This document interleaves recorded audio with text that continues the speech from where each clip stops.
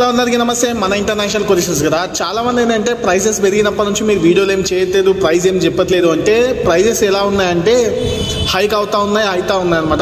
Everyday ప్రతిరోజు ఏం చేస్తున్నారంటే పర్ కేజీకి 6 రూపీస్, 10 రూపీస్, 12 రూపీస్ పెంచుకుంటూ వస్తున్నారు. సరే, మనం ఏంటంటే కొన్ని ప్రైజెస్ పెంచుకున్నాము. దాదాపు ఏంటంటే మార్కెట్ కన్నా 100%గా నేను చెప్పగలుగుతా, మార్కెట్ కన్నా నా దగ్గర మాత్రం చాలా అంటే చాలా తక్కువ ప్రైస్ ఉంది. ఈవెన్ యూఎస్కి కానీ, యూకేకి కానీ, కెనడాకి కానీ.